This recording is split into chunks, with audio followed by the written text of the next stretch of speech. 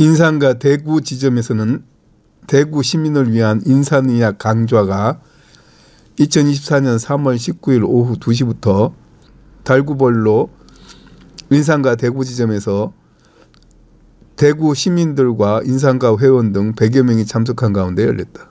이날 김희경 대구 지점장의 사회로 임상가 김윤세 회장은 강사로 나서 대구 시민들을 위해 인산의학을 1시간 30분가량 강의하였다.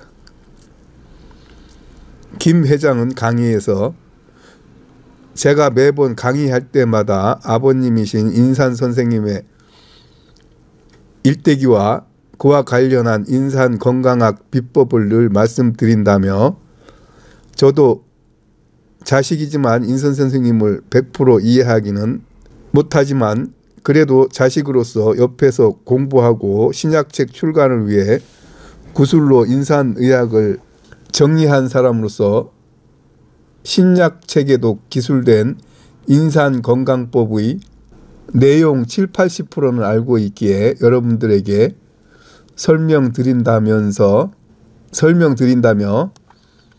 지난번 코로나 사태 때 인기를 끌었던 죽염은 항노화 작용으로 체내의 면역력을 높여주는 데 큰 역할을 하여 죽염이 인기를 끌었고 지금도 관심도가 높은 상태이라면서 유황오리, 마른 명태, 다슬기 등 우리 국민들뿐 아니라 세계인들이 사용하고 있고 높은 관심을 보이는 건강법이 신약책과 신약본초에 자세히 실려 있다고 말한 후 여러분들도 인산 선생님의 말씀에 귀 기울여서 건강법을 찾으시길 바란다고 말했다.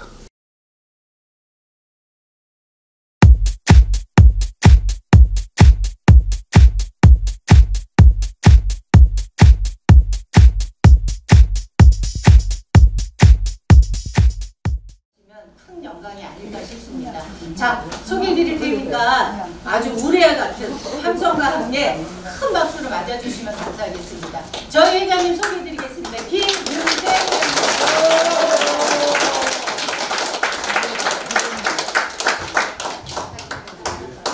회장님. 다시 한번 인사드립니다. 반갑습니다. 그리고 김혜경 지점장이 그 이야기를 좋은 이야기를 다 해가지고 저는 정말로 할 말이 없네요. 네. 그 저쪽 벽에 자연치유 거기에 보면 이제 이시영 박사님 나와 계시죠. 그 이시영 박사님 여기 대구 계십니다. 저 홍천에서 선마을 힐리언스 거기서 이제 엄청 크게 활약을 하고 계십니다. 그런 분들.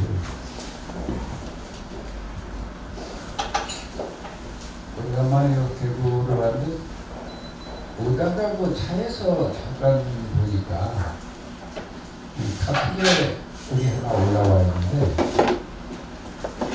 어느 책에 소개된 어느 의사의 이야기입니다. 그 희망의 씨앗을 파는 가게라는 책인데 거기에 나온 그 영국의 어느 의사가 1728년에 태어나서 1774년에 돌아갔으니까 47살까지 사시는. 그런데 그 영국 시골에 그 아주 의사 중에 굉장히 가난한 의사고, 그런데 어느 날 보니까 득수부리한 할머니가 굉장히 초라하게 행색이 초라하고 한데 와서 자기 남편이 죽어가니까 좀 왕진해서 좀 봐달라고 이제 그랬어요. 치료해달라고. 그러니까 그 의사가 빨리 가봅시다. 그런데 왕진 체비를 해서 나서는데 그 할머니가 이런 얘기를 합니다. 대단히 미안하지만 제가 가진 돈이 한 푼도 없습니다. 라고 하니까 그 의사가 돈이 무슨 문제냐, 사람 빨리 살리는 게 제일 중요하지, 이러고 나섰습니다.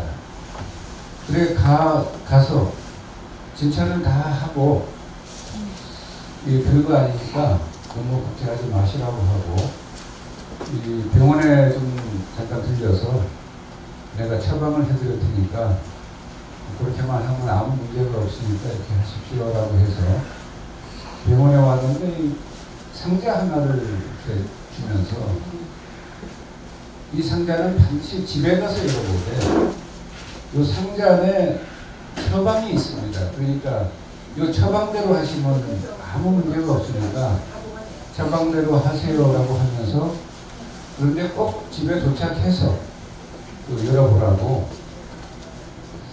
그래 이 할머니가 이제 그걸 가지고 집에 가서 그 남편하고 이제 아이고 의사 처방 받아서 이제 이대로 하면 아무 문제 없이 한다라고 하니까 두 분이서 그걸 열었는데 그 속에 상자에 상당한 돈이 들어있고요. 그 처방전에 뭐라고 했냐면 남편께서는 극도의 영양실조라서 이 돈으로 드시고 싶어하는 모든 것을 사들여서 충분히 드시게 하면 바로 기력을 회복하고 문제가 다 해결되니까 그렇게 하세요라고 하니까 이제 그 할머니하고 이제 남편분이 그렇게 해서 건강을 되찾았다라는 얘기인데 그 의사가 영국에서 이 사랑의 의술을 실천한 위대한 의사라고 이렇게 알려져서 책에도 나오고 근데 그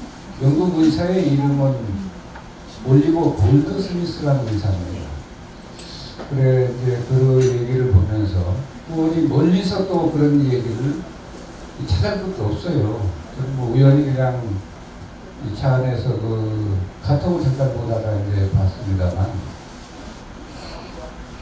저는 1909년에 태어나서 1992년 84세를 위기로 이 세상을 떠나신 인산 김유돈 선생 제 아버지이죠. 설화에서 태어나서 제가 38살 때 저희 삼촌이 작고하셨으니까 이제 그동안 이제 좀 삼촌을 봐오면서 이 지구상에 저런 분도 있구나라는 생각을 굉장히 여러 번 했습니다. 이 의술도 참 상상을 초월하는 놀라운 뛰어난 의술에다가 마음 섭습니다. 그래서 저희 삼촌 역시 평생을 이 뭐 조금의 여유도 없었습니다. 그러니까 평생 집 한 채를 가지지 못해서 광복 이후에 광복이 될 때까지는 독립운동을 하시느라고 매일 피해서 도망다니시고 했으니까 그런데 광복 이후에 1992년 84세를 일로 돌아가실 때 그러니까 82세 때 제가 지어드린 집에서 2년 사시다 돌아가셨어요. 근데 그때까지 83번을 이사 다니셨는데 1년에 평균 2번입니다. 집수전도 없고 버는 돈도 없고 또 돈 버는 건 신경도 안 쓰시고 그러니까 늘 가난하게 사시지만 환자 병을 고치는 건 뭐 귀신보다 잘 고칩니다. 지나가다 그 지역에 있는 풀들 이거 뜯어가지고 여기서 뿌려 먹으라고 얘기를 하고 그 다음에는 뭐 비용이 들지 않는 그런 약을 이렇게 처방하고 하시지. 그 다음에는 또 사람 병 고치는데 앞으로 인류 전멸의 위기로 가는 그 병은 보통약으로는 고칠 수가 없다라고 해서 그걸 고치길 그런 생각으로 이 발명해내신 그 물질이 바로 여기 많이 진열되어 있는 주겸입니다.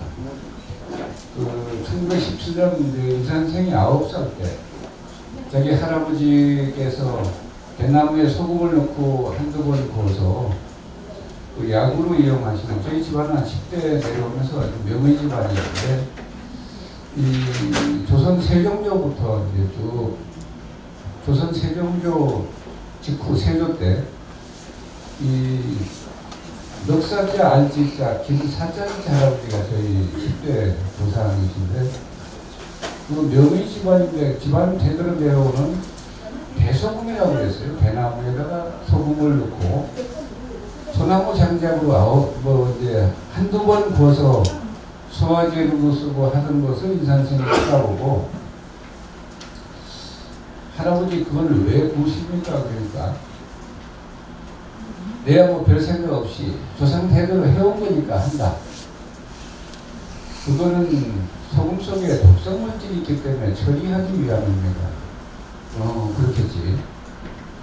그러면 한두 번 구우면 유독성 물질이 남게 됩니다. 그래? 그럼 어떻게 해야 되노? 9번을 구워야 됩니다. 그 이야기를 9살 난 손자가 60이 넘은 할아버지한테 말씀을 드린 겁니다. 그리고는 할아버지가 이제 내심 계속 놀라고 있는데, 그리고 마지막에는 이 송진을 뿌리면서 풀물을 돌려서 바람을 증폭시켜가지고 고온을 해서, 그렇게 되면 이 장작을 올릴 수 있는 열이 대략 1250도인지 1300도가 나옵니다.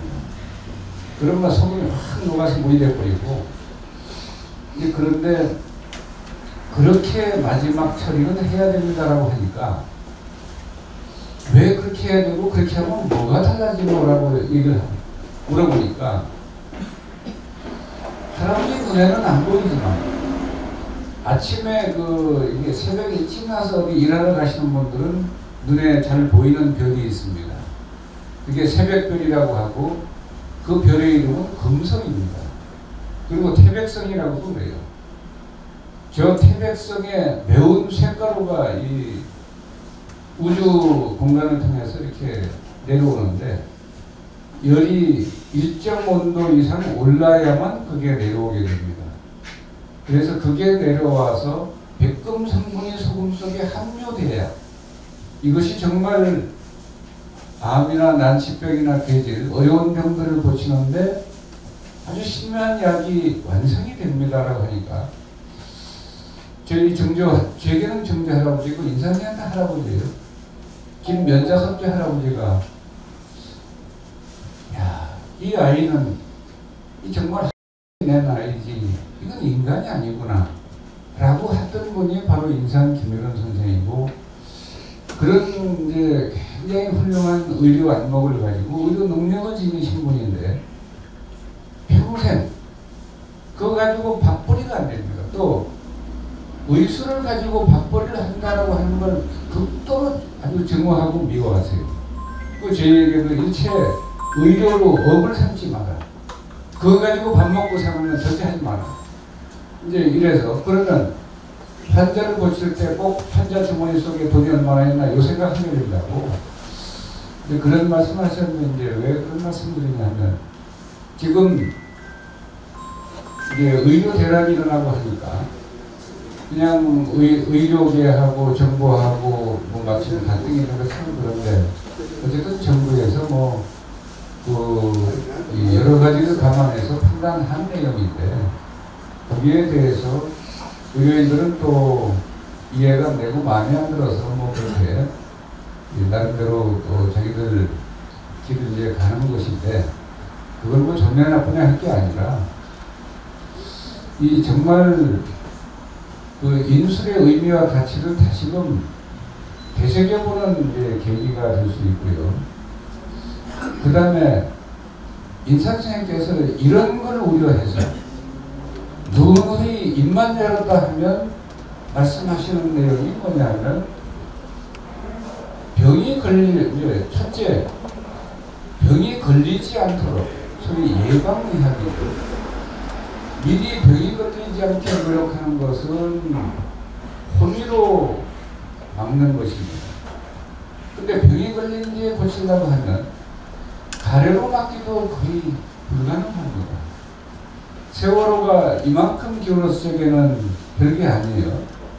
근데 많이 기울면 절대 못 올라갑니다. 저희는 이 암벽 등반과 빙벽, 이 미끄러운 얼음판을 100m씩 이렇게 올라가고 하는 등반을 하기 때문에 잘 아는데 이 경사각도가 암벽 등반이 이 9이나 10이라고 하는 것은 거의 이 직벽입니다. 이 수직의 직벽이 10이고 그 다음에 11부터는 이 오버핸입니다. 그래서 그건 뭐 아주 뭐 보통 힘든 게 아닌데, 그러니까 건강이 조금 기울면 그 회복하는 건 크게 어렵지 않은데 많이 기울면 가래로도 못 막는다는 이런 일이 생기는데, 인선생께서 늘 뭐라고 하냐면 예방은 별거 아니지만 예방 노력을 기울이면 조금만 기울어도 건강하게 사는데 아무 지장이 없습니다. 근데 몸을 이제 별 생각 없이 별것도 아닌 거 가지고 괜히 스트레스 받고 또 몸을 차게 하고 또 이제 화를 내고 또 그 다음에 운동을 기르게 하고 또 노동할 것도 별로 없고 이러다 보면 결국은 어디에 탈이 생겨도 탈이 생기고 근육이 감소해도 감소하고 그 다음에 체온이 저하되면 만병이 다 일어납니다. 그래서 인선생께서 하라는 대로 미리 말씀드리지만 인선생 그런 이 의도를 가지고 펴내신 책이 신약이라는 책, 신약본초라는 저편의 책입니다.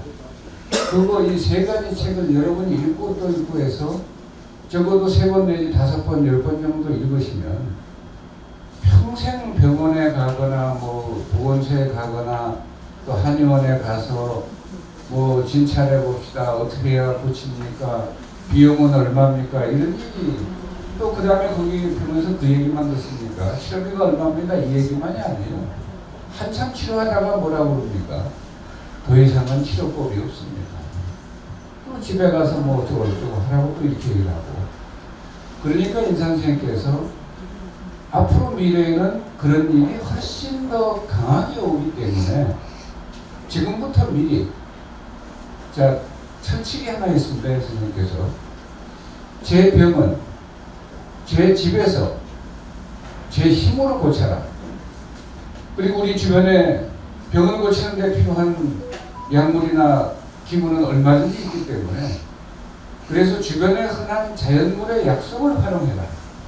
인상선생님께서 우리 집 주변에 또 동네에 흔한 그 자연물의 약성을 활용하라는 것을 그 히포크라테스는 뭐라고 했냐면 우리가 먹는 식품으로 고칠 수 없는 병은 어떤 의약품으로도 치료가 불가능하다라고 했습니다.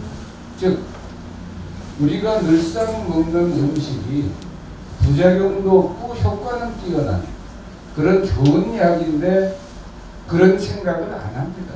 그건 그냥 식품이지. 마늘이 뭐 식품이지. 그게 무슨 약입니까? 마늘보다 더 좋은 약 혹시 여러분 알고 계시면 저한테 한번 보여주시니 갖다 주시면 해주세요. 마늘을 능가하는 의약품은 지구상에 존재하지 않습니다. 그 다음에 저 산에 있는 옷은 다른 것들은 야생이 다 좋은 약인데 이 오칠 뭐 이런 데 바르는 옷 있지 않습니까? 오칠은 그 옷은 참옷나무는 산에 없습니다. 기르는 게 참옷입니다. 그래서 당귀는 야생 당귀가 정말 좋은데 그 구하기 어려우니까 이제 재배 당귀를 씁니다만 모든 그 약초가 재배한 것보다 야생이 월등 좋은데 옷만큼은 재배한 옷이 참옷이고 산에 있는 옷은 개옷입니다. 그래서 이제 그런 이 옷 같은 것은 옷을 능가하는 약이 없습니다. 그런데 옷을 끓여먹고 또 끓여먹고 또 끓여먹고 하잖아요. 위암이고 간암이고 폐암이고 전부 좋아집니다. 그런데 옷은 아주 무서운 독이 있습니다. 근데 우리 서양의학적인 현대의학적인 관점에서 보면 옷은 사람이 섭취하면 안 됩니다. 왜? 독성물질이 아주 강하기 때문에 치명적입니다. 그런데 동양에 또 인산주의는 어떤 약과 독이 공존하는 건 어떻게 처리하면 됩니까? 법제라고 해서 독성을 중화 내지 완화시키고 약성을 강화해서 쓰면 안전합니다. 그래서 우황청심환 같은 데 들어가는 그 주사라는 게 있죠. 주사가 그 수은과 비상의 화합물이에요. 아니 수은과 그 유황의 화합물입니다. 유화수은. 그러니까 현대의학에서는 이거는 사람 그 먹는 약이나 식품을 들어가면 절대 안 된다. 이렇게 되어 있는데, 그래서 지금 그 우황청심환을 설표의 조선의학이 이런 데서 만들 때 아주 극미량을 넣습니다.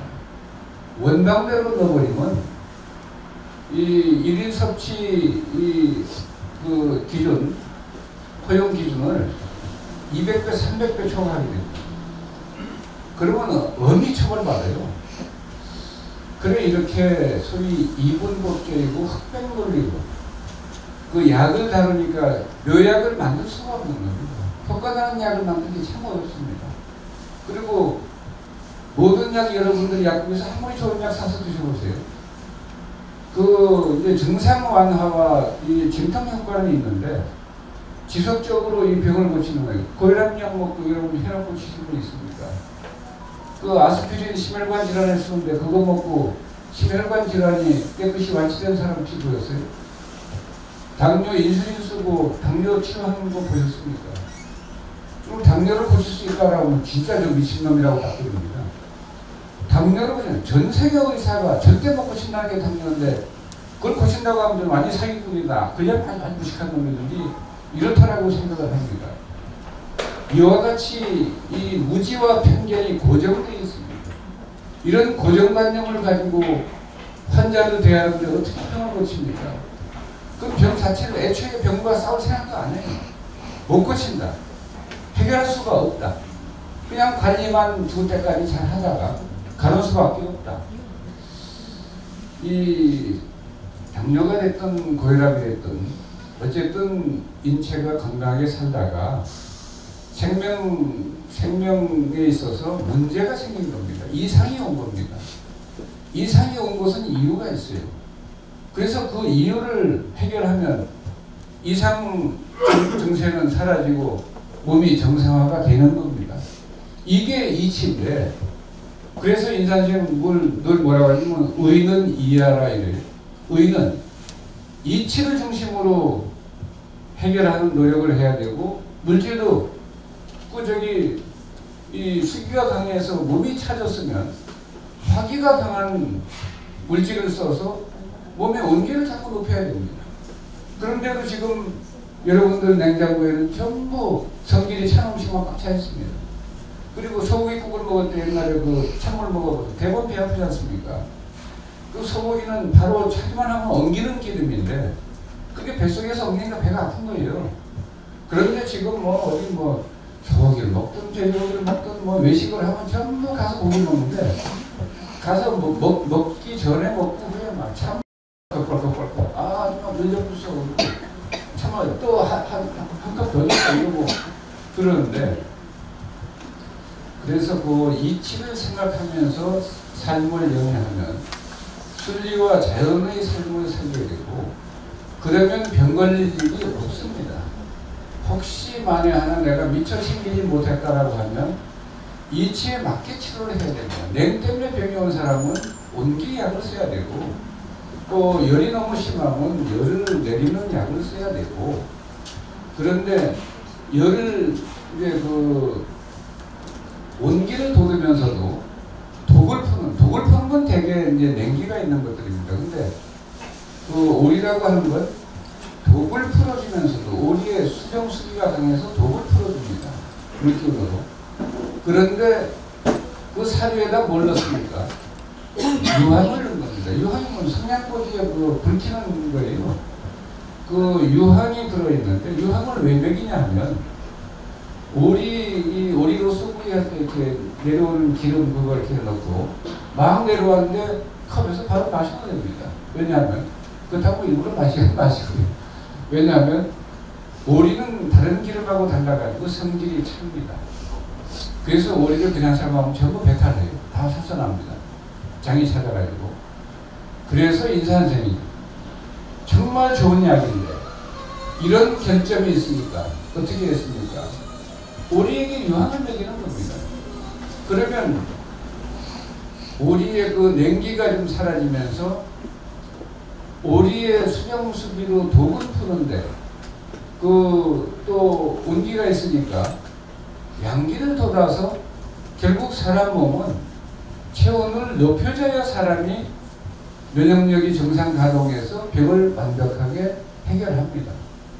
그런 얘기를 일본의 자연의학자 아주 유명한 이시하라 유미가 책에다 썼지 않습니까?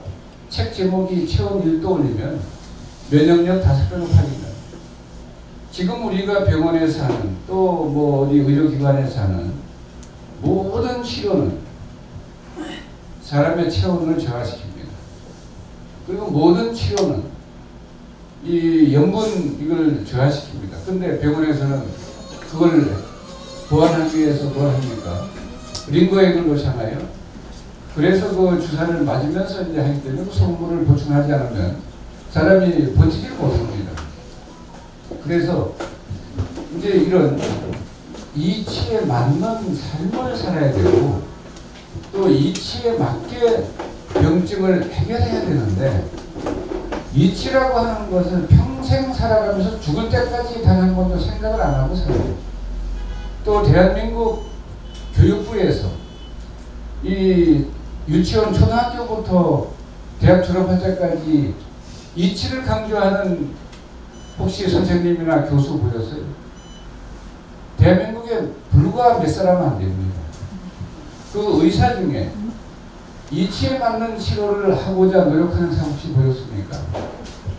저는 딴 분은 못 봤고 아까 올리버 골드 스미스는 그런 분 같고 그러니까 이제 뭐 그냥 맛있는 거 사 먹으라고 해서 돈 줘가지고 병 고치는 거 아닙니까?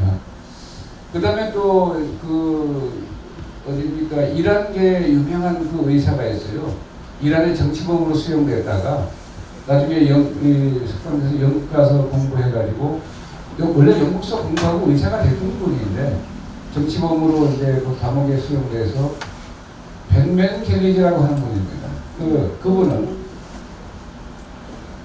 감옥에서 의사니까 환자를 보면서 저 사람 병을 고쳐야 되는데 감옥에 누가 약을 넣어줍니까? 그러니까 그가 고친 이 의료수단은 뭡니까? 물로 병을 고칩니다. 그래 전 세계에서 물로 병을 고친 최초이자 최후이고 그 다음에 그분처럼 물로 많은 사람의 생명을 구한 사람이 없습니다.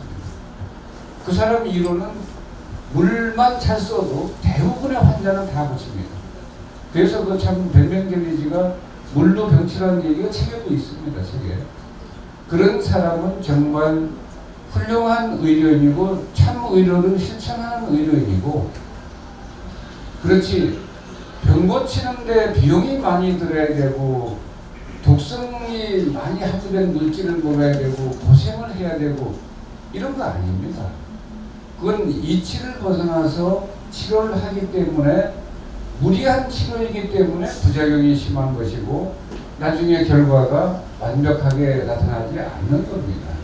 그래서 저희들은 이제 이 선생님께서도 늘 꾸중할 때 별로 약을 안 써줘요. 그 감기 걸려도 감기 걸려서 이제 아버지 왜 약을 좀 써주시죠? 그러면 감기만 네가 몸을 부주의해 건강관리를 부주의해서 걸렸지 내가 너한테 감기를 줬냐? 네가 부주의해서 걸렸으면 네가 해결해야지 그걸 왜 나한테 해결하더라고 그래? 아니 그래도 아버님은 병 고치는 분이니까 그 왜 아들 병원에 안 고쳐줍니까? 왜 저기 다른 사람은 잘 고치시면서 글쎄 병이라고 하는 것은 첫째 건강관리 차에서 지가 걸리지 말아야 될 일이고 그 다음에 걸렸으면 몸으로 때워서 고생 죽살하게 하면서 해결해야 면역력도 강해지고 그 다음에 다음번에 병 걸리면 해결이 더 쉽다. 저는 그때 어릴 때니까 이해가 안 가가지고 우리 아버지도 자식을 사랑하는 마음이 부족해서 그렇게 그러시는갑다 이렇게 생각하고 뭐 그냥 맨날 잘 때 어릴 때 들으니까 뭐 쟤는 말이야 어떻게 났냐면 다리를 쳐서 죽은 놈인데 또 이렇게 해서 진짜 다리를 쳐서 죽어다 질러서 저렇게 그 아들한테 소홀하신가 이렇게 했더니 그게 이제 자연 치유 능력을 약화시키지 않으려면 약을 별로 써서는 안 됩니다. 특히 항생제, 스테로이드제 이런 것들 인체 면역력을 엄청 약화시키는 약들입니다. 항암제는 말할 것도 없습니다. 그래서 이 정상세포들이 많이 초토화되니까 머리털이 막 홀라 빠지고 오심부터 해서 밥도 못 먹고 이런데 그래서 죽는데도 불구하고 숨 떨어지기 전까지는 그 치료를 계속합니다. 이치에 얻었기 때문에 그런 겁니다.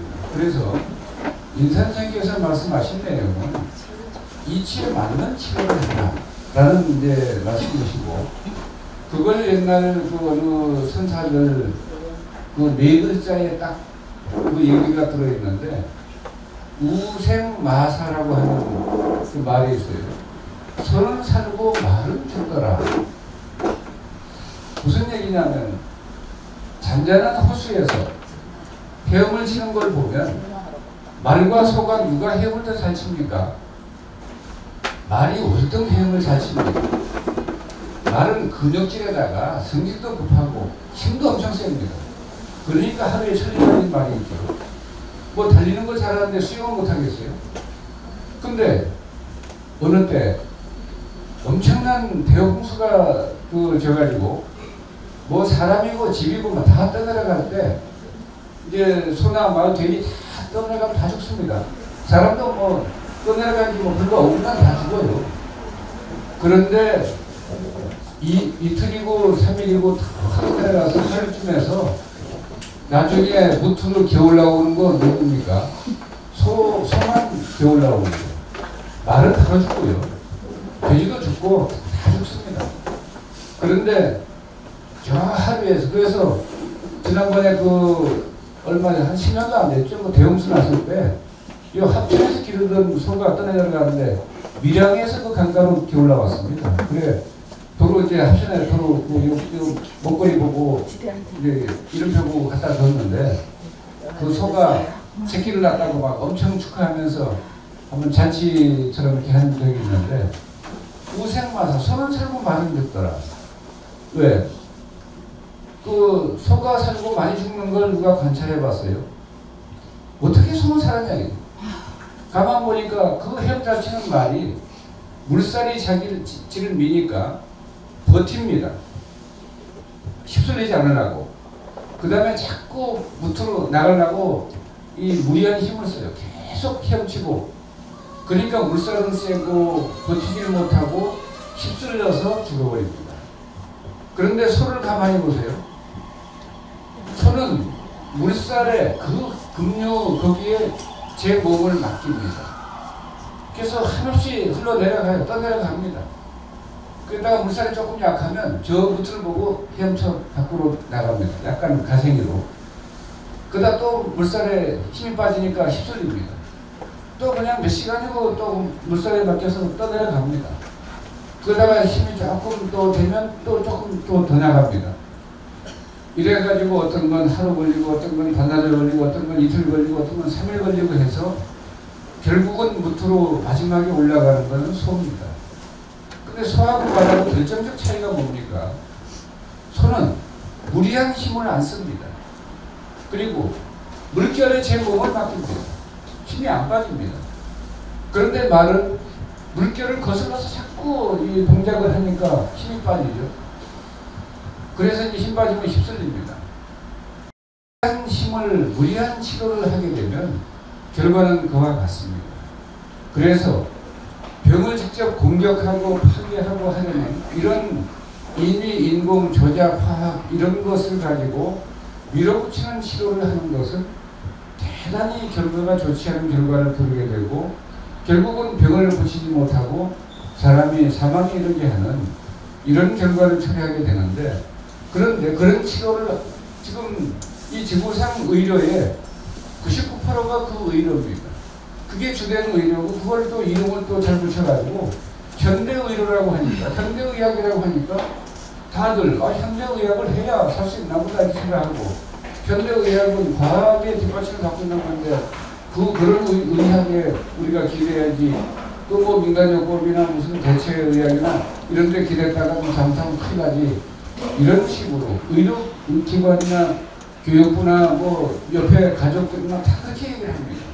그래서 현대의학에 기대서 안 된다라고 하면 현대의학이 안 될 때는 다른 건 바랄 것도 없다. 이렇게 생각하고 맙니다. 그거는 대착각이고 대환상입니다. 이치를 벗어나서는 살 수가 없어요. 그리고 이치가 뭐냐라고 물어보면 이치가 우편에도 이치 이렇게 써서요. 그래 근데 그 이치가 뭡니까? 이치가 이치지 뭐예요? 또 이치라고 하는 거예요. 그 왜 이 마을 이장할 때 그 이거든요. 그 동네라는 이자를 해주면 다스린다는 이자입니다. 그래서 그 무슨 얘기냐면 그 다음에 그 이는 결을 말합니다. 이 결을. 그래 모든 건 결이 있잖아요. 결에 따라서 해야 됩니다. 대나무를 여러분 이렇게 분질러 보세요. 한번. 잘 안 분질러지죠? 쪼개보세요.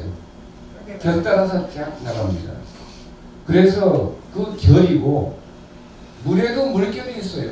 이 흐름에 따라서 자기 몸을 맡겨야지 그걸 거슬러 올라간다. 못 가면 아무리 힘이 좋아도. 그래서 물에도 물결이 있어서 물결에 자기를 맡겨서 흘러내려가게 하는 게 맞아요. 그 다음에 순풍이라는 게 뭡니까? 배를 움직이게 하는 거 순풍인데 역풍은 굉장히 위험한 거예요. 사람도 걸을 때 센 바람 이렇게 맞으면서 걸어보세요. 그게 역풍입니다. 뒤에서 하게 되면 막 저절로 걸음이 걸려지잖아요.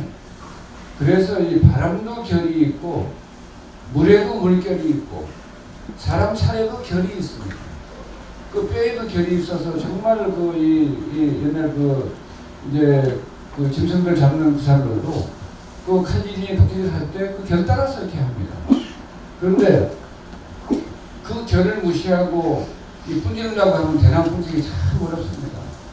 그래 그 이치를 떠나서 그 결을 따라서 하지 않고 이치를 떠나서 하면 병 고치는 거 정말 어렵죠.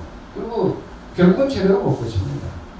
그래서 이치에 맞는 치료를 해야 되고 이치에 맞는 삶을 살아야 되고 바로 임상주변생께서 그걸 보면서 이치에 맞지 않는 치료를 이치에 맞는 치료로 바꾸기 위해서 새로운 의학 이론을 제시했어요. 근데 사람들이 잘못 쳐다보고 이거 무슨 민간요법 이런 건 뭐 어쩌나 맞기도 하지만 잘못하면 뭐 더 큰일 나고 이렇게 생각을 합니다. 새로운 의학 이론과 처방과 약이 제시되는데 이해를 못해서 전 세계 의학자들, 식품영양자들이 소금 먹으면 해롭고 짜게 먹으면 위험하다라고 하고 이러는 판에 소금을 가지고 이 9번 것을 주경을 만들어서 그걸 퍼먹으라고 해서 병 고치는 분이 여러분 상상해 보세요. 얼마나 요즘 말로 치면 그거야말로 벤처고 그거야말로 혁신입니다. 이 의학의 혁신인데 혁명적 의학이 나왔는데 그걸 보니까 이해가 잘 안 가니까 전부 거부하는 거예요. 그리고는 제대로 따르질 않아요. 임상님께서 3가지, 4가지 말기암 환자들이 와서 선생님 저 어떻게 하면 살겠습니까? 병 고치면 살지. 아니 모든 의료진들이 제 병은 뭐 서울대병원이고 어디 미국의 존스홉킨스고 다 먹고 신다고 그럽니다. 그거 다 죽는다고 그럽니다. 글쎄 그 말도 고쳤든지 뭐 지혜로운 사람 말도 병 고쳐서 살든지 그 나라 살리고 그러면 그러면 선생님 이런 경우도 치료가 가능합니까? 그래요. 그럼 가능하지. 그러면 저 좀 살려주십시오. 어떻게 하면 되겠습니까? 주경 퍼먹어. 주경을 먹으라고 하지 않고 주경 퍼먹어요. 그리고 여자도 안 고칩니다. 우리 아버지 뭐 연세도 많으시지만 본래가 연세를 떠나서 뭐 옛날 짝깨 집들을 보면 뭐 우리 사람 맛있어 해 이러지 뭐 여자 안 고치잖아요. 그 아버님 꼭 이제 이야기 하실 때 저희 자녀들이 뭐 보통 그 말씀하실 때도 뭐 절반은 쌍시옷 발음입니다. 이 새끼죠, 새끼 이러지. 그 여자를 안 고치는데 뭐 주경 퍼먹어 이렇게 말하고 하루에 몇 그램씩 얼마나 먹을까요? 배 터지게 먹어. 이렇게 말하고 또 물어보면 이 새끼 나는 한국말도 못하든지 이러고 꾸준히 엄청 합니다. 애가 무슨 맛이 가도 저렇게 배 터지게 먹으란 말도 무슨 말인지 몰라? 그분은 이해가 안 가는 거예요. 아무리 이걸 9번을 대라면 그 걷다 하더라도 소금은 소금이고 염화나트륨 염화나트륨인데 이거를 배 터지게 먹으면 사람이 살겠나? 바로 죽지. 소금 때문에 죽지. 실제로 소금은요, 그 치사량이 있습니다. 술도 알코올도 치사량이 있거든요. 설탕도 치사량이 있습니다. 그래서 그 한 200g 이상 한꺼번에 먹으면 그 사람 죽을 수 있다라고 되어 있는데, 근데 주경을 배 터지게 먹으라고 했는데 그 말 듣고 자기가 특수한 상황, 왜냐면 벼랑 끝에 서 있는데 내일 모레 곧 죽는다고 하니까 에라 이판사판 어차피 죽는데 내가 뭐 주겸이 아니라 뭐 똥이라도 퍼먹으면 퍼먹지 뭐 약이 된다고 이렇게 생각하고 퍼먹은 사람 치고는 다 살았습니다. 그런데 아유 선생님 아무리 그래도 그렇지, 그래도 뭐 소금은 소금인데 뭐 선생님 그렇게 말씀하신 건 많이 먹으라는 뜻이지. 그러면 내가 알아서 뭐 먹어야지. 그걸 선생님이 배쳐지게 먹었다고 정말 뭐 미친놈처럼 배쳐지게 먹으면 그 죽지 살겠나? 이러고 갖다가 조금씩 먹어요. 그 사람 전혀 효과 못 봅니다. 그리고 얼마 있다가 병이 아파서 바로 죽어요. 그런데도 아무리 그 얘기를 해도 정말로 이해 못합니다. 그리고 저기 어제도 뭐 강의 한 명에서 했는데 꼭 강의 끝나면 이 얘기를 해놓고 이래요. 강의 끝나고 저 쫓아와가지고 그런데 말이죠 회장님, 저 같은 경우는 주경을 100g씩 몇 회를 먹어야 되겠습니까? 무슨 경우인데요? 그러니까 제가 무슨 암이라고 그래서 뭐 3인가 뭐 그렇다는데 저 같은 경우는 또 100g씩 얼마나 먹어야 할지. 그래 아까 제가 인사생 말씀을 인용해서 주경 퍼먹어 배 터지게 먹으는 얘기 못 들었어요. 글쎄 그건 들었는데 저는 어떻게 먹어야 되지? 그래서 늘 물어보는데, 그러니까 사람의 말을 듣고도 벌써 이해하는 그것이 요즘에 옛날에 비해서 이해도가요 굉장히 떨어져 있습니다. 그리고 요새는 별 생각을 안 해요. 옛날에는 뭐 웬만큼 공부해가지고 회초리 맞으면서 천자문 할 때 천자문 한천까지 그 무릎 누락해서 천자를 다 외웠지. 그거 뭐 대충 한 대만 보고 이렇게 합니까? 그러니까 그렇게 공부한 사람들은 이 뭘 할 때 늘 생각을 많이 합니다. 그래서 이해력이 높아요. 근데 요즘에는 시간이 혹시 있으면 뭘 책을 보고 생각하는 게 아니라 텔레비 보고 앉아서 계속 희덕거려요. 그러니 그 머릿속에서 무슨 생각이 있냐 하면 텔레비에서 누가 뭐 좋다 그러면 우르르 가서 약간 사 먹고 또 나쁘다 그러면 그냥 다 흡수해 버려버리고 이러니까, 그래서 이제 생각하면서 좀 살아야 될 필요가 있고 또 이치를 좀 생각해야 되고 이치에 맞게 삶을 살고 이치에 맞는 이 치료를 해야 되고, 왜냐하면 이치라고 하는 이 궤도를 벗어났기 때문에 몸에 이상이 온 겁니다. 그러면 기차가 레일을 벗어나면 못 다니죠. 다시 어떻게 해서든지 제자리에 갖다 놔야 갈 수가 있습니다. 사람도 궤도를 벗어나는데 도로를 벗어나는데 어떻게 차가 달릴 수 있습니까? 그래서 이치에 맞도록 삶을 살아야 되는데 그걸 생각을 안 하면 결국은 비명행사 가까워집니다. 뭐 요새 비명행사 그러면 뭐 친명은 대박, 비명은 행사 이래서 누구 뭐 그 비명이냐 뭐 친명이냐 뭐 친명이냐 이렇게 하는 사람들의 그 비명 말고 이제 제 명에 못 죽는다 이 말이 비명행사입니다. 그래서 정말 그 이치에 맞게, 그리고 이치라고 하는 건 텔레비에서 누가 강조하지 않습니다. 여러분들이 그래도 좀 그거 약간 고리타분해 보이고 요즘에는 아무 성부도 없는 것처럼 느껴지지만 논어의 한 줄 읽어보십시오. 그러니까 누가 나는 50에야 논어를 알고 뭐 어떠래요. 논어에 50에 지천명이라는 얘기 있어요. 40에 보소, 그 다음에 60에 이순, 70에 종심소 이렇게 나와 있잖아요. 그게 이순이라는 게 뭡니까? 저도 이제 그 얘기를 이순이 돼서야 저도 깨달았어요. 그 얘기가. 왜냐하면 학문적으로는 예수는 이순이라고 한다라고 알고 있지만 그 이순이 뭐예요? 그러면 글쎄 귀가 순하다는 게 이거 뭔 얘기야? 근데 제가 그게 해당되거든요. 20, 30대 그 신문 기자를 하고 하니까 뭐 우상하는 그 동료가 그러거든. 그 신동치 않으면 그냥 욕부터 튀어나가는 거야. 이 새끼가 뭘 기사라고 썼냐? 이게 애 새끼 발가락으로 썼어. 뭐 왜 기사를 듣다고 써? 이러고 누가 뭐 한마디 하잖아요. 귀에 거슬립니다. 너 지금 뭐라고 그랬어?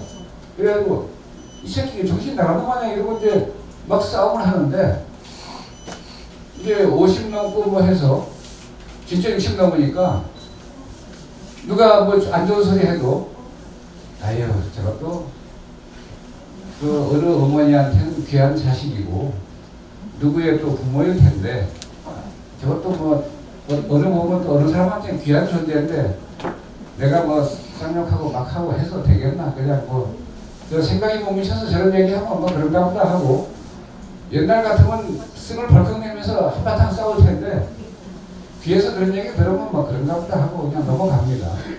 그래서 이게 이순이구나. 그 다음에 또 70이 되니까 동작께서 73세에 돌아가셨는데 종심서역 불류고 이럽니다. 그것도 뭐예요 이게. 제가 이제 70이 되니까 그거 좀 이제 감이 잡히더라고요. 종심서역 그냥 마음에 사고 싶은 대로 하는데도 자연의 법칙에 어긋나지 않는 삶을 살게 됩니다. 이게 자연의 법칙에 어긋나는 삶, 무리한 삶을 사서 힘도 빠진 데다가 그전에 아주 위험하고 힘들고 이런 거 골라가면서 다 했는데 암벽등반이 등벽등반이 그러니까 조금 힘이 약해니까 그거는 이제 여러 개 생겨서 이제 산에 걷는 날을 좀 많이 하지 그런 걸 자꾸 안 하게 되는데 그러니까 자연스럽게 이치에 맞게 이렇게 살게 됩니다. 그래 그런 의식을 가지고 살면 그게 무리가 없는데 그러지 않으면 궤도를 벗어나서 고생 죽살하게 하다가 까딱하면 죽을 뻔하고 이런 걸 몇 번 겪으면 이제 좀 깨달아서 이거 별로 이래서는 안 되겠다 이렇게 생각을 하는데 그래서 이제 그 이치에 벗어나지 않는 삶을 살고 그런 또 치료도 그렇게 치료를 해야 된다라고 할 때 인산 선생께서 왜 그러면 이 소금을 부어서 이렇게 했냐? 인산 선생이 소금을 주겸이라고 하는 걸 제시했을 때 왜 인산 선생은 우리나라 서해 갯벌에서 만든 천연염을 가지고 이렇게 부어서 전 인류가 이거 활용하지 않으면 전부 비명 행사로 다 가고 코로나 바이러스가 이렇게 올 때 삼재처럼 사람이 죽어나가잖아요. 저거 막을 수 있는 최고의 물질, 유일한 물질이 바로 우리나라 서해안 천연염입니다. 근데 천연염은 그거 막는다고 많이 먹으면 천연염 속에 수은, 비상, 낙, 카드뮴 이런 독성 물질이 있습니다. 그래 병은 물리칠 수 있지만 사람도 죽습니다. 그러니까 신의 한 수로 이 선생님께서 약은 더 많아지게 하고 독은 없애버리고 그래 9번을 군 겁니다. 소나무도 요새 귀하고 대나무도 그거 맨날 베는데 귀하고요. 인건비가 얼마입니까? 대밭에 가서 인건비가 대나무 사오는 값 들어요. 네네. 그리고 소나무 비는 건 말할 것도 없고요. 근데 그렇게 많은 인건비를 들이고 공을 들여서 왜 소금을 굽냐 이 말입니다. 그리고 뭐 전기로에 왕창 붓고 그냥 구워버리면 되는 거. 전기로에 구워버리면 소금 속에 독이 없어지지만 약도 없어집니다. 그러니까 그렇게 안 하고 공을 들여서 저렇게 하는 거예요. 이 지혜로운 안목이 있으니까 그걸 이제 판단해서 하시는데 지혜로운 안목이 없는 사람은 그 임산사님 뭐 하려고 소금을 이렇게 엄청 비싼 걸 주고 기간도 많이 걸고 왜 굽나 이렇게 생각하고 또 어떤 사람은 그냥 한 번 구워버리면 되니까 뭐 한 번씩이나 왜 굽습니까? 그 돈만 낭비하고 탄소만 많이 배출되고 그런데 9번을 제대로 안 구면 유독성 물질이 남아서 나중에 문제를 일으킬 수가 있습니다. 축적이 되면. 특히 수은 같은 것은 뭐 조금이라도 남아있으면 꼭 굉장히 위험한 거예요. 그래서 옛날에 불로장생 단약 그 진시황이 만들 때 그거 불로장생 단약이라는 게 뭐냐면 주사 단사 이게 유황과 수은의 화합물인데 이걸 법제한다고 명의들이 네 했는데 그 진시황이 맨날 물어보는 거예요. 야, 그 불로장생 약 어떻게 됐어? 막 황제가 좀 200살이고 300살이고 살아야지. 어떻게 됐어? 그러니까 얘 개발 중입니다. 이 자식이 전에도 개발이라고 하더니 또 지금도 개발이고 또 내일도 개발이고 또 언제 끝나는 거야? 그러니까 얘 열심히 하고 있습니다. 근데 수은독 제거하는 거 진짜 어렵습니다. 그거 몇 번 해서 되지도 않아요. 또 9번 해도 그 수은독은 정말 무섭습니다. 그런데 나중에 제가 이제 추리해보면 이래요. 진시황 성질도 급하고 열받고 갈 길은 먼데 해는 정하고 이러니까 야, 그 불로장생 약고 단약고 어떻게 됐냐? 그러니까 거의 다 완전 이 자식들이 황제를 아주 우롱하는구나. 야, 즉시 가져와. 이완성이라도 가져와. 그래서 먹었습니다. 그래서 진시황은 50도 안 돼서 49시 몇 대 사망했습니다. 그 탄소 측정법인가 그걸 가지고 지금 과학자들이 진시황의 사인을 이렇게 확인해 봤어요. 정확하게 수은 중독사입니다. 불로장생 단약 제대로 법제되지 않은 수은이 과다해서 죽었습니다. 그래서 바로 이렇게 이 지혜로운 분의 그 방법에 의해서 완벽한 물질을 만들어 버려야 되는데 이 주경은 어떻게 됩니까? 소금을 먹으면 계란 노른자만 나던가요? 일반 소금은 안 납니다. 주경을 구우면 어떻게 됩니까? 계란 노른자만 다 나잖아요. 특히 뭐 자주경 저런 것들은 많이 나는데 그게 뭡니까? 유황이 많이 증가됐다는 뜻입니다. 평균적으로 유황, 칼륨 이런 인체에 아주 중요한 역할을 하는 원소들이 2배 내지 3배 함량이 증가합니다. 이렇게 해서 일반 소금은 그냥 잘 모르는데 이 주경은 유황 맛이 나가지고 유황 함유량이 증가된 게 이 맛만 보고도 금방 알 수가 있어요. 유황 함유량의 증가가 뭘 말합니까? 소금은 물의 전기입니다. 독을 푸는 데는 역할을 하지만 많이 먹으면 냉기가 쌓입니다. 그리고 소금에 그 해독되지 않은 수은 비상 이런 것들은 화독인데 아주 맹독이에요. 그래서 저런 거 처리되지 않고 그냥 벌러 먹다가는 골로 갑니다. 정말로. 그래서 그걸 완벽하게 처리하느라고 9번을 벌써 이렇게 해놨는데 처리가 완벽하게 됐는데도 불구하고 맛을 보니까 여전히 짜고 여전히 소금이에요. 아유, 이거 아무리 고도 소금은 소금이지 소금이 뭐 금으로 바뀔 리가 있겠나 이런 생각을 하면서 소금은 적게 먹으라고 했으니까 많이 먹으면 큰일 난다. 또 적게 먹어요. 적게 먹으니까 효과 잘 안 나고 병이 약화되니까 사람 죽고 이러면 또 어떻게 하면 아이고 인상이 또 좋다는 주경도 먹어보니까 뭐 별로 효과 못 보고 이래요. 그렇게 말하는 분들 제가 와서 저한테 그래요. 제가 한번 주경이 좋다고 그래서 말이요. 제가 주경을 열심히 먹었는데 그것도 효과가 없고 소통을 떠는데서도 효과가 없고 그래서 제가 얼굴 딱 보면 알거든요. 그래, 제 판단은 이렇습니다. 주경을 드시긴 드셨는데 평생 먹어도 효과가 전혀 나지 않을 분량을 드셨고 쑥뜸을 뜨긴 떴는데 그런 식으로 뜨면 100년 떠도 효과가 나지 않습니다. 그런 식으로 뜸을 떴습니다. 뜨뜻 미지근하게 뜨거운 맛을 봐야 효과가 나지 뜨거운 맛을 봐야 병도 죽습니다. 근데 뭐 병 오히려 뭐 병 몸보신 하라고 뭐 그렇게 자작할 겁니까? 그래서 좀 이제 어제 그저께도 쑥뜸 강연이 있었는데 15일날 이래요. 쑥뜸 그거 뜨면 이사님은 직구라고 해서 배에다가 바로 뜨게 합니다. 그럼 거 타지 않습니까? 그래 타지요. 불로 살을 위해 나는데 왜 살이 안 탑니까? 뜨겁지 않습니까? 엄청 뜨겁지. 근데 그거 어떻게 됩니까? 이래요. 뜨거운 맛으로 뜨지. 그게 뜨거우면 사람 살 수 있습니까? 사람이 살 수 없을 정도라고 생각하는데 한번 생각해 보세요. 내 몸 안에 있는 세균이나 이 바이러스나 모든 병들이, 특히 세균 바이러스 열에 약합니다. 사람이 죽겠다고 하는데 세균 바이러스가 어떻습니까? 죽겠다 소리 나오기 전에 다 죽습니다. 그래서 쑥뜸을 뜨는데, 그래 여기 대구에서 어떤 모자가 오셨는데 85대신 이영자 여사고 그 아들 강재욱 사장인데 퍼시스라고 하시더라고요. 그러더니 세상에 그렇게 표자 처음 봤어요. 그래서 그분 여기 이제 전정실에다가 뜸을 뜬다고 장가를 가고 저기 오면 그때 급진이 모여서 참 효자라서 그랬는데, 뜨거운 것이 뜨거운 맛을 보고 그러면서 그랬습니다.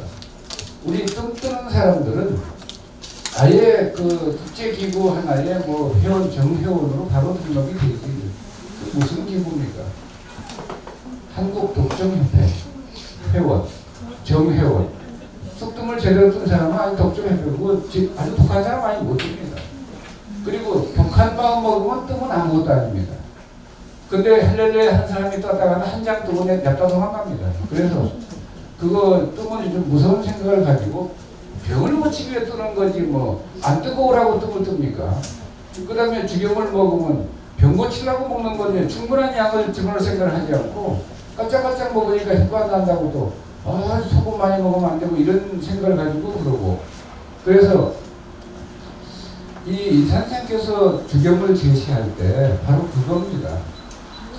이제 50년, 60년 전에 저희가 늘 들었어요. 선생님께 스가에서 그 얘기를 들었는데, 다른 사람한테 이런 말씀 하시더라고, 강연 자리에서. 앞으로 소금을 그냥 먹으면 안 되는 시기가 옵니다. 그리고 앞으로 인류가 코로나 바이러스나 저런 병으로 모조리 이 사람이 죽어갈 때 산삼을 가지고 고치겠어요? 아니면 뭐 응답을 가지고 고치겠어요? 양이 아주 많은 양이 나오는 거 아니면 인류가 전멸 위기로 가는데 어떻게 고칩니까? 그래서 인산생이 우리나라 서양 갯벌에서 소금이 계속 생산되는 것은 영원히 인류가 다 먹은 남을 정도가 다 이 바닷물이기 때문에 다 옵니다. 그리고 저 황하로부터 그 엄청난 토속 금속 원소들을 끌고 우리나라 서양 갯벌에다가 퇴적층을 만듭니다. 갯벌을 만들어서.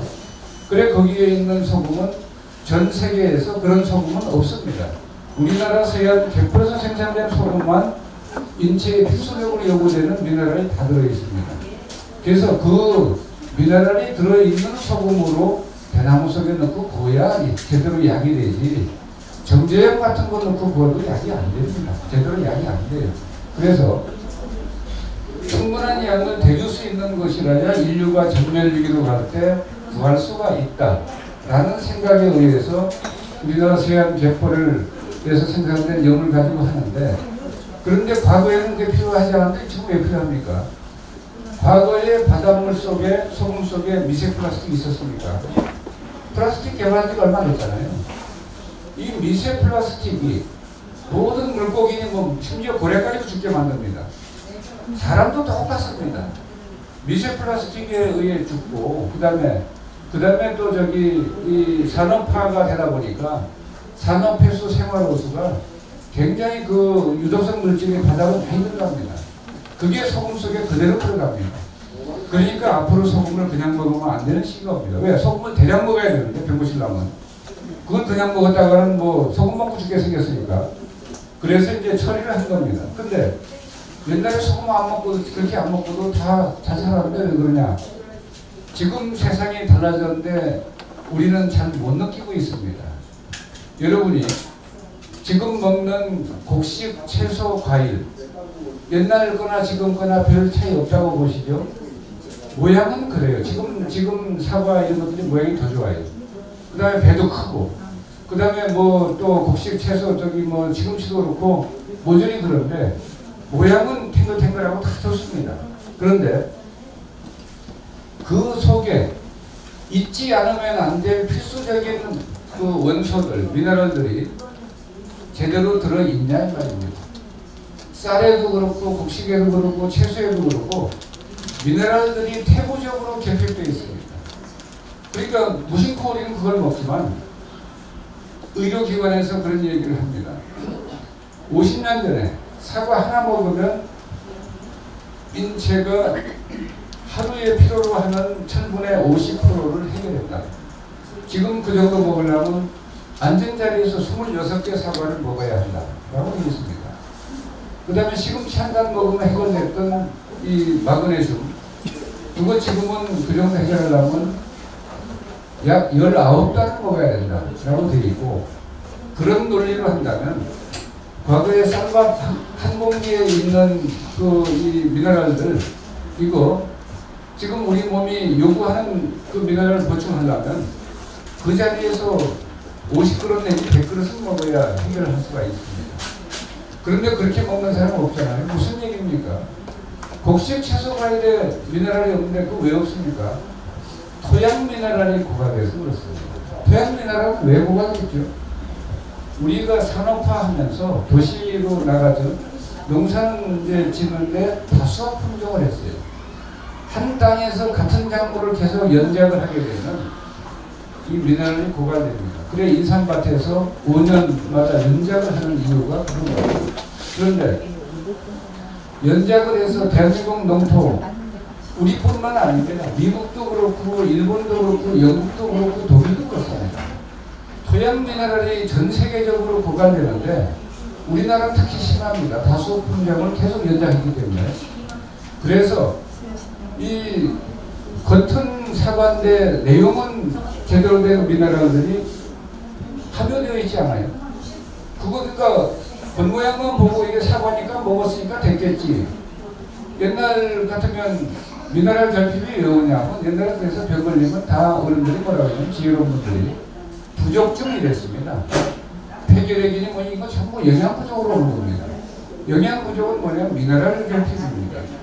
옛날에는 돈이 없어서 음식을 보리고기 이런 것 때문에 먹을 게 없어서 영양 실조가 됩니다. 근데 요즘에는 배 터지게 충분히 먹어도 영양실조 다 걸립니다. 왜? 영양실조라는 것은 있어야 될 그 미네랄들이 없다는 뜻입니다. 땅에 없는데 어떻게 곡식 채소 과일이, 곡식 채소 과일이 없는데 우리 몸에 어떻게 들어갈 수가 있습니까? 그래서 그게 결핍이 되면 일일 미네랄 섭취 기준량이 있어요. 그게 태고적으로 결핍됐는데 검사도 하지 않고 대책도 없어요. 이러고 그냥 우리 국민들은 그냥 넘어가서 그냥 먹는 거 열심히 배불리 잘 먹었는데 왜 그런 문제가 생기겠나 이러고 있는데, 그건 본인의 생각이고 지금 대한민국에서 이 영양실조를 비켜갈 사람 아무도 없습니다. 그거는 뭐 의사고 뭐 대통령이고 뭐 아무리 부자고 가난하고 똑같습니다. 그래서 그나마 조금 나으려면 좀 질이 좋은 식품을 선택하려면 뭐 한산집 가서 뭐 유기농 채소 이런 거 사 먹고 쌀도 유기농으로 진 거 사 먹고 이런 거죠. 그래서 인산성에서 이 미네랄 결핍이 어느 정도 진행되면 면역력이 떨어지고, 면역력이 떨어지게 되면 결국은 이 병을 못 고치고 저는 코로나 바이러스 왔을 적에 바로 사망하게 됩니다. 그래서 그런 것들을 해결하기 위해서 이 선생님이 신의 한 수 처방으로 서해안 갯벌에서 만든 천연염을, 그건 해양 미네랄의 보고입니다. 그래서 이 곡식 채소 과일의 미네랄 결핍을 충분히 보충할 수가 있는데, 여러분은 식품영양 저서들을 한번 보세요. 미네랄이 유의성 있게 섭취하려면 그 섭취량에 해당되는 음식을 먹으려면 아까 말씀드린 대로 공깃밥도 한 50그릇 먹어야 되고 시금치도 19번 먹어야 되고 사과도 26개 먹어야 되고 이렇게 됩니다. 그래서 유의성 있게 미네랄 섭취하려면 많이 먹어야 되는데, 주경은 어떻게 한 거냐면 흡수율을 높인 겁니다. 일반 거기서 들어간 소위 소금 속에 있는 미네랄 흡수율이 4% 정도인데 된장 간장으로 만든 발효식품을 하면 10배 높아집니다. 근데 화산 폭발 온도로 열 처리를 하게 되면 20배 이상 높아집니다.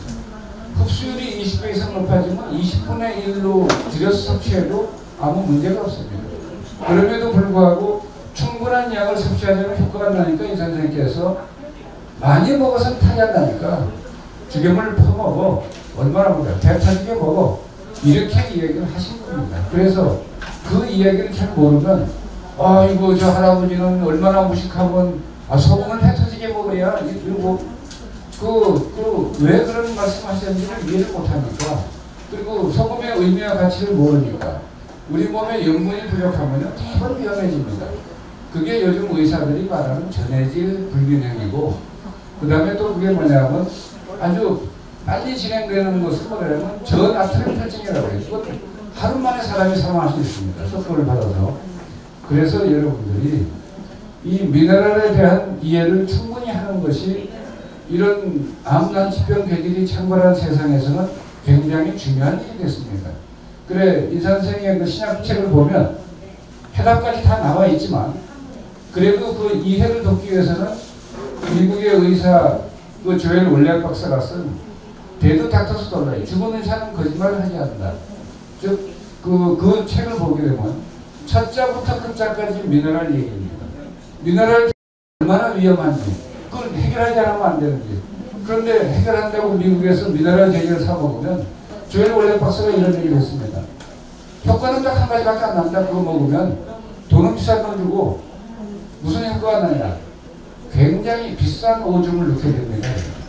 왜냐하면 소변으로 다 나가니까 흡수가 되지 않고. 그래서 여러분들이 인상 선생 말씀을 떠올리면서 그냥 오늘도 퍼먹고 내일도 퍼먹고 조금 전에 먹었는데 조금 이따 또 먹고 이렇게 해서 죽염을 부지런히 퍼먹는 것이 이 암난疾병 궤질이 창궐하는 이 공예 세상에 건강하게 사는 최고의 이 건강법입니다. 그래 그런 것들을 실천해서 대구는 옛날부터 단국원인데 워낙 이 최고의 강국이 칠라에 그런 거라 여러분들이 대구가 대한민국에서 최고 건강한 이 시민이 되고 그 다음에 또 대한민국에서 최고 건강하다라면 전 세계에서 제일 건강한 겁니다. 그래서 대구는 그게 옛날에 노태우 전 대통령 대구는 버릴 게 하나도 없어요. 대구 머리는 대구 머리탕, 대구 내장탕 대구 분들은 누가 비교할 수 없이 건강합니다. 이런 얘기 나오도록 그러니까 여러분들은 죽여보는 드시고 또 드시고 누가 옆에서 저 진짜 미친 거 아니야? 왜 저렇게 총을 퍼먹어? 이러면 글쎄 내가 미쳤니 네가 미쳤니 그건 나중에 두고 보면 알지 그러고 그런 얘기에 흔들리지 말고 부지런히 드시길 바랍니다. 감사합니다.